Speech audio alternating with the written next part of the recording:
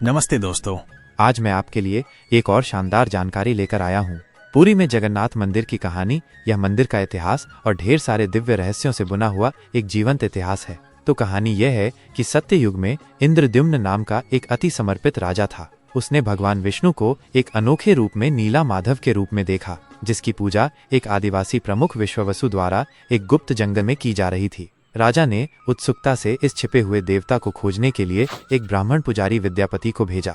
अब विद्यापति पहले तो उस स्थान को नहीं खोज पाए, लेकिन क्या आपको पता है, उन्हें विश्ववसु की बेटी ललिता से प्यार हो गया। उसके माध्यम से उन्होंने आखिरकार गुप्त पूजा स्थल का पता लगा लिया। विद्यापति एक चतुर व्यक्ति थे। उन्होंने रास्ते में सरसों के बीज गिरा दिए ताकि वे बाद में इसे फिर से पा सकें।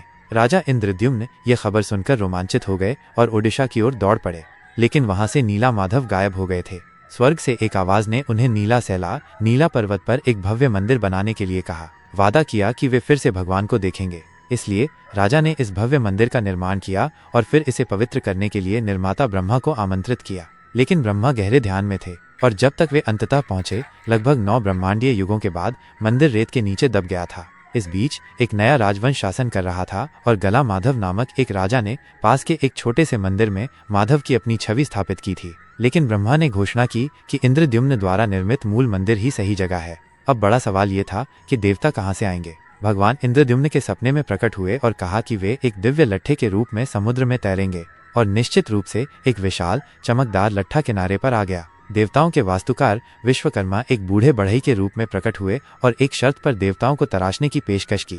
काम पूरा होने तक उन्हें परेशान नहीं किया जा सकता। लेकिन कुछ हफ्तों के बाद रानी बेचैन हो गई। उसने सोचा कि बढ़ई मर गया है, क्योंकि कोई आवाज नहीं आ रही थी। उन्होंने दरवाजा खोला और देखा बढ़ई गायब हो गया, मूर्तियों को अधूरे हाथों के साथ छोड़ गया। तब एक दिव्य आवाज ने राजा इंद्रद्युम्न को मंदिर में इन मूर्तियों को स्थापित करने का निर्देश दिया, और इस तरह भगवान जगन्नाथ उनके भाई बलभद्र और बहन सुभद्रा के साथ अपने अनूठे, कुछ हद तक अधूरे रूपों में पूजे जाने लगे। ब्रह्मा ने स्वयं उन्हें पवित्र किया और मंदिर वह पवित्र स्थान बन गया जिसे हम आज जानते हैं।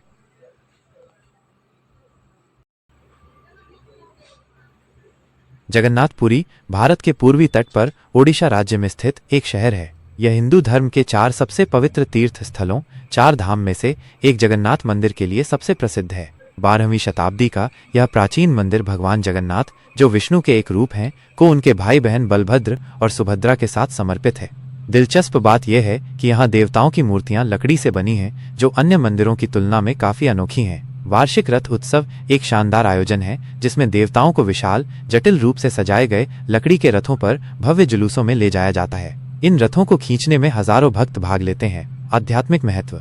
पुरी को कलियुग में भगवान विष्णु का सांसारिक निवास माना जाता है। मंदिर के भीतर अनुष्ठान और परंपराएं विस्तृत और भक्ति में गहराई से निहित हैं। पुरी में खूबसूरत समुद्र तट और एक जीवंत सांस्कृतिक दृश्य है। पुरी की अर्थव्यवस्था जगन्नाथ मंदिर द्वारा आकर्षित पर्यटन से काफी प्रभावित है। क्या आपके मन में जगन्नाथपुरी के बारे में कुछ खास है जिसे आप आगे जानना चाहते हैं? शायद आप मंदिर के इतिहास, वहां किए जाने वाले अनुष्ठानों या आगामी रथ यात्रा के बारे में विवरण के बारे में उत्सुक हैं? मुझे बताएं। अगर आपको वीडियो पसंद आया तो कृपया लाइक करें, शेयर करें और चैनल को सब्सक्राइब करें। धन्यवाद।